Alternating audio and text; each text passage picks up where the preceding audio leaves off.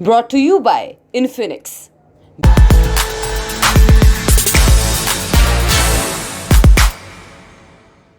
आज की कहानी में कुछ भी अप्रत्याशित या अनोखापन नहीं है। यह धर्म के नाम पर बने एक मुल्क की दिनचर्या का हिस्सा है। इस बार अलग बस इतना है कि उसकी नियति में दुविधा का पुट आ गया है। दो विकल्प हैं, मुल्क बचाओ या धर्म। क्या बचेगा और क्या बचाया जाएगा, विस्तार से बताएंगे।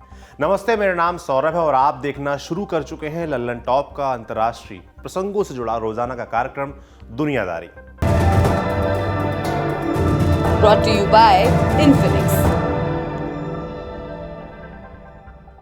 आपकी स्क्रीन पर एक उन्मादी भीड़ दिख रही होगी। मजहबी नारे लगाते ये लोग एक व्यक्ति की जान लेने पर उतारू हैं। क्यों? इसके लिए आपको कुछ डिटेल्स जाननी होंगी। तारीख 17 अप्रैल 2023, जगह पाकिस्तान के खैबर पख्तूनख्वा का कोहिस्तान, निशाना मिस्टर तियान, डासू डैम प्रोजेक्ट में इंजीनियर। आरोप ईश निंदा। पाकिस्तान में ईश निंदा के लिए मौत की सजा का प्रावधान है। हालांकि कानून में इसकी सटीक व्याख्या नहीं की गई है कि किस हरकत को ईश निंदा माना जाएगा और किसे नहीं। इसी वजह से छोटी मोटी दुश्मनी निकालने के लिए भी लोग इसका सहारा लेते हैं, जैसा कि 16 अप्रैल को चीनी इंजीनियर मिस्टर तियान के साथ हुआ। मीडिया रपटों के अनुसार ये मामला काम में देरी को लेकर शुरू हुआ था। तियान डासू हाइड्रो पावर प्रोजेक्ट में इंजीनियर के तौर पर काम कर रहे हैं। उनके साथ काम कर रहे कुछ पाकिस्तानी मजदूर नमाज पढ़ने गए। थोड़ी देर बाद तियान उन्हें ढूंढने लगे। पता चला कि दो ड्राइवर अभी तक नमाज पढ़कर नहीं लौटे हैं। तियान को गुस्सा आया। उन्होंने तलखी में दोनों को सुना दिया। इससे दोनों ड्राइवर नाराज हो गए। उन्होंने भी बहस शुरू कर दी। इस बहस ने उस समय अलग रास्ता पकड़ लिया जब ड्राइवर्स तियान के ऊपर ईश निंदा का आरोप लगाने लगे। फौरन ये बात आसपास के इलाकों में पहुंच गई। इलाके के मौलवियों और उलेमाओं ने मस्जिदों से ऐलान कर बदला लेने के लिए कहा। इसके बाद सैकड़ों लोगों की भीड़ तियान के कैंप में के बाहर इकट्ठा हो गई। कुछ ने काराकोरम हाईवे को जाम कर दिया। ये हाईवे पाकिस्तान को चीन से जोड़ता है। जाम के कारण घंटों तक ये ट्रेड रूट बंद रहा। उधर तियान के कैंप पर खड़ी भीड़ लगातार उग्र होती जा रही थी और उन्होंने नारेबाजी के साथ साथ पत्थर फेंकना भी शुरू कर दिया था। वो किसी भी वक्त तियान की पीट पीट कर हत्या कर सकते थे, लेकिन उससे पहले पुलिस मौके पर पहुंच गई। उन्हें भीड़ को हटाने के लिए हवा में फायरिंग करनी पड़ी। किसी तरह उन्होंने तियान को बाहर निकाला और अपने साथ ले गए। उन्हें अभी भी पुलिस हिरासत में रखा गया है। भीड़ इस आश्वासन पर शांत हुई थी कि तियान पर पाकिस्तान पीनल कोड पीपीसी की धारा 295C और टेररिज्म एक्ट के तहत कार्रवाई की जाएगी। 295C ईश निंदा कानून से जुड़ा है। अभी तक के इतिहास में पाकिस्तान में ईश निंदा के किसी भी आरोपी को मौत की सजा नहीं हुई है। अधिकतर मामले इतने बेबुनियाद होते हैं कि उन्हें हाई कोर्ट या सुप्रीम कोर्ट आसानी से खारिज कर देते हैं। हालांकि अदालत से बाहर उन्मादी भीड़ ऐसे 89 लोगों की हत्या कर चुकी है। तियान इस आंकड़े में एक संख्या भर बनकर रह जाते, मगर वक्त और संभवतः उनकी राष्ट्रीयता ने उन्हें बचा लिया। श्रीलंका के प्रियंथा कुमारा दिवदना इतने भाग्यशाली नहीं थे। वो पाकिस्तान के सयालकोट में एक फैक्ट्री के मैनेजर थे। दिसंबर 2021 में फैक्ट्री कुछ वर्कर्स ने उनके ऊपर इस्लाम के अपमान का आरोप लगाया। इसके बाद लगभग 800 लोगों की भीड़ ने मिलकर उनकी हत्या कर दी। फिर उनके शरीर को सरेआम जला दिया गया। इन सब के बीच पुलिस और सरकार मूक दर्शक बनी रही थी। बाद में पता चला कि दिवदना ने रेनोवेशन के लिए धार्मिक आयतों वाला पोस्टर हटाया था। वर्कर्स ने निजी खुन्नस में उनके ऊपर ईश निंदा का आरोप मढ़ दिया था। तियान का केस भी कम दिलचस्प नहीं है। उन पर ईश निंदा का आरोप लगाने वाले दोनों ड्राइवर बाद में अपने दावे से मुकर गए। उन्होंने कहा कि हमने तियान को इस्लाम का अपमान करते नहीं सुना, हमें तो ऐसा इंटरप्रेटर यानी दुभाषी ने बताया। साउथ चाइना मॉर्निंग पोस्ट की रिपोर्ट के मुताबिक उलेमा काउंसिल ने दुभाषी को गवाही के लिए बुलाया, मगर वो फरार हो चुका है। फिलहाल क्या स्थिति है ये समझते हैं। तियान को कोहिस्तान से आर्मी के हेलीकॉप्टर में बिठाकर एबटाबाद लाया गया। पुलिस को डर था कि कोर्ट में पेशी के दौरान तियान पर हमला हो सकता है। 18 अप्रैल को एंटी टेररिज्म कोर्ट ने उसको 14 दिनों की न्यायिक हिरासत में भेज दिया है। इस मामले पर अभी तक चीन का कोई जवाब नहीं आया है। पाकिस्तान सरकार ने भी चुप्पी साध रखी है। जानकारों का कहना है कि पाकिस्तान के लिए ये कुएं और खाई वाली स्थिति है। एक तरफ उन्हें उस कथित उन्माद की रक्षा करनी है जिसकी बुनियाद पर पाकिस्तान खड़ा किया गया था, दूसरी तरफ उन्हें चीनी नागरिकों की सुरक्षा भी सुनिश्चित करनी है। पाकिस्तान इस समय भारी आर्थिक संकट से जूझ रहा है, उसे बहुत कम जगहों से मदद मिल पा रही है। चीन उन चुनिंदा देशों में से है जिसने इस मुश्किल दौर में भी पाकिस्तान को कर्ज देना जारी रखा है। इसी वजह से पाकिस्तान चीन को नाराज नहीं कर सकता और यही कारण है कि उसने चीन में उइगर मुस्लिमों के नरसंहार पर कभी चर्चा नहीं की। यह अलग बात है कि वो पूरी दुनिया में मुस्लिमों का रहनुमा बनने की कोशिश करता फिरता है। अब सवाल आता है कि पाकिस्तान इस बार किस दुविधा में फंस गया है। पाकिस्तान में इस निंदा के आरोप में मॉब लिंचिंग कोई नई बात नहीं है।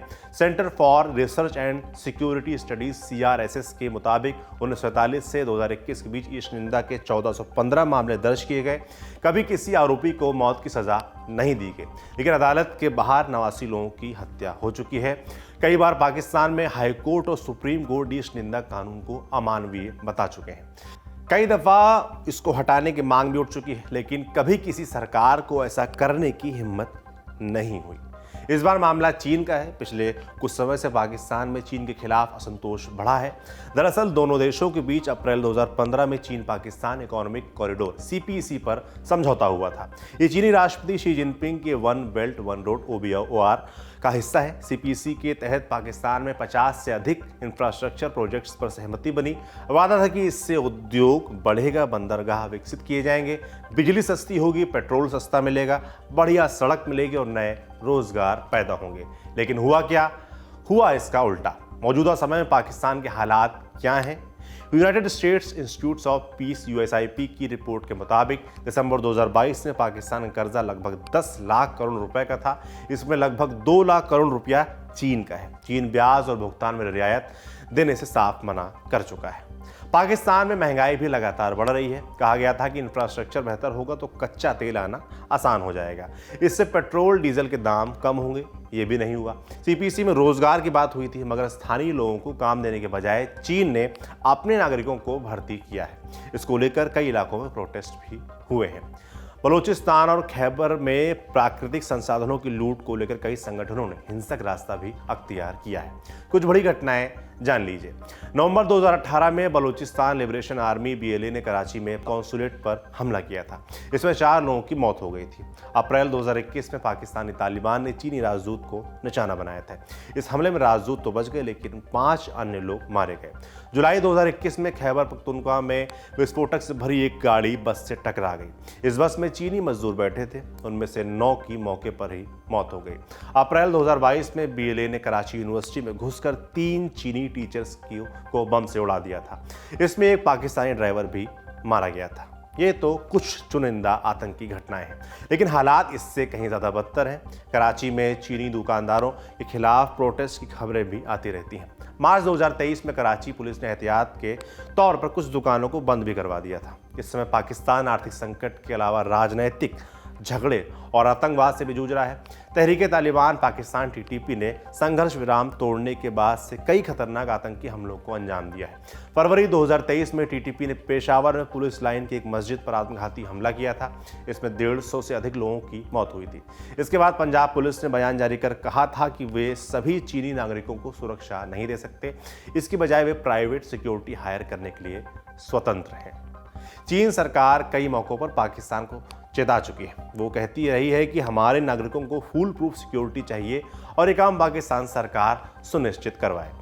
जनवरी 2023 में चीन के विदेश मंत्री ने बाकायदा पाकिस्तान के विदेश मंत्री बिलावल भुट्टो जरदारी को इसकी ताकीद भी की थी। इन सबके बावजूद पाकिस्तान सरकार चीनी नागरिकों को पर्याप्त सुरक्षा दे पाने में नाकाम रही है। इसको लेकर चीन नाराज रहता है। मार्च में उसने पाकिस्तान में रह रहे अपने नागरिकों को एहतियात बरतने की सलाह भी दी थी। इसके तुरंत बाद उसने अपने दूतावास का कॉन्सुलर सेक्शन बंद कर दिया था। कहा जा रहा है कि अगर चीन के प्रोजेक्ट्स पर और खतरा आया तो वो उन्हें बंद भी कर सकता है। ये पाकिस्तान के जख्मों पर नमक जैसा हो सकता है। तियान के केस ने चीन की नाराजगी की वजह बढ़ा दी है। अब पाकिस्तान के सामने मजहबी उन्माद और चीन की दोस्ती में से किसी एक को चुनने की स्थिति बनने लगी है। इस स्थिति में पाकिस्तान क्या करेगा? आपको क्या लगता है? हमें कमेंट बॉक्स में लिखकर जरूर बताएं। यह था हमारी बड़ी खबर सेगमेंट। अब सुर्खियों की बारी। पहली सुर्खी अमेरिका से है। फेडरल ब्यूरो ऑफ इन्वेस्टिगेशन यानी FBI ने न्यूयॉर्क में चीनी मूल के 2 नागरिकों को अरेस्ट किया है। दोनों पर मैनहट्टन में सीक्रेट पुलिस स्टेशन चलाने का आरोप है। दोनों के खिलाफ चीन के एजेंट के तौर पर काम करने का और कानून में बाधा पैदा करने का मुकदमा चलाया जाएगा। अगर आरोप सही साबित हुए तो दोनों को 25 बरस तक की सजा हो सकती है। चीन पर दूसरे देशों में गुप्त पुलिस स्टेशन चलाने के आरोप पहले भी लगते रहे हैं। चीन इन्हें सर्विस सेंटर बताकर पेश करता है, लेकिन इसमें चीन के आलोचकों को पकड़ कर रखने और उन्हें टॉर्चर करने की रपटें आई हैं। कहा जाता है कि इनके जरिए चीन विदेशों में अपनी पकड़ बरकरार रखना चाहता है। मीडिया रिपोर्टों के मुताबिक इस तरह के सीक्रेट पुलिस स्टेशन 53 देशों में फैले हुए हैं। मार्च 2023 में कनाडा के मॉन्ट्रियल में भी ऐसे 2 पुलिस स्टेशन पकड़े गए थे। इससे पहले यूरोप के कई देशों में भी ऐसे पुलिस स्टेशनों को बंद कराया जा चुका है। दूसरी सुर्खी सूडान से है। सूडान में सेना और पैरामिलिट्री फोर्स RSF के बीच चल रहा झगड़ा बढ़ता जा रहा है। हमने दुनियादारी में इस झगड़े की पूरी कहानी सुनाई थी। एपिसोड का लिंक आपको डिस्क्रिप्शन में मिल जाएगा। आज की अपडेट्स जान लीजिए। सूडान आर्मी और RSF 24 घंटे के युद्ध विराम के लिए राजी हो गए हैं। इस दौरान आम नागरिकों को सुरक्षित ठिकाने पर जाने की इजाज़त होगी। UN की रिपोर्ट के अनुसार अभी तक की हिंसा में 180 से अधिक लोगों की मौत हो चुकी है। सैकड़ों लोग घायल बताए जा रहे हैं। सूडान की राजधानी खार्तूम की जनता के लिए ये युद्ध किसी सरप्राइज से कम नहीं था। लोगों को पानी और खाने का सामान जुटाने का वक्त तक नहीं मिला। यूनाइटेड नेशंस के चीफ एंटोनियो गुटेरेस ने दोनों तरफ के नेताओं से बातचीत के रास्ते मुद्दे को सुलझाने की अपील की है। न्यूयॉर्क के एक कार्यक्रम में बोलते हुए उन्होंने कहा कि थोड़ी सी भी लापरवाही सूडान और वहां के लोगों के लिए भयानक साबित हो सकती है। सूडान की आर्मी का दावा है कि RSF के लड़ाकों के एक ग्रुप ने खार्तूम में सरेंडर कर दिया है। सूडान के नेशनल टीवी नेटवर्क के हेडक्वार्टर पर RSF ने कब्जा कर लिया था। अब आर्मी ने बताया कि हेडक्वार्टर को कब्जे से छुड़ा लिया गया है। इससे थोड़ी देर बाद RSF ने एक और वीडियो जारी किया। उनका दावा है कि स्टेट टीवी उन्हीं के कब्जे में है, जिसमें उन्होंने दावा किया है कि हेडक्वार्टर RSF के कब्जे में ही है। सिविल एविएशन अथॉरिटी ने सूडान के एयरस्पेस को बंद कर दिया है। ऐसा एयरपोर्ट पर अटैक होने की वजह से किया गया है। आज की तीसरी और अंतिम सुर्खी का संबंध एक दौरे से है। 17 अप्रैल को रूस के डिप्टी PM देनिस वेलेंतोविच मांतुरोव भारत पहुंचे। वो 2 दिनों के लिए भारत आए हैं। इस दौरान उन्होंने फिक्की के कार्यक्रम इंडिया रशिया बिजनेस डायलॉग में हिस्सा लिया। उन्होंने भारत के साथ व्यापार बढ़ाने की इच्छा भी जताई। 18 अप्रैल को मांतुरोव और भी कई कार्यक्रमों में हिस्सा लेंगे। उन्होंने भारत के विदेश मंत्री S जयशंकर से भी मुलाकात की। इसमें दोनों देशों के बीच होने वाले रक्षा समझौतों पर बातचीत हुई। इस मुलाकात का एक फोकस भारत में आयोजित G20 सम्मेलन पर भी रहा। भारत इस साल होने वाली G20 समिट का मेजबान है। आज का दुनियादारी यहीं पर समाप्त होता है। कल फिर मुलाकात होगी। इसी उम्मीद के साथ विदा लेता हूं। शुक्रिया। शुभ रात्रि।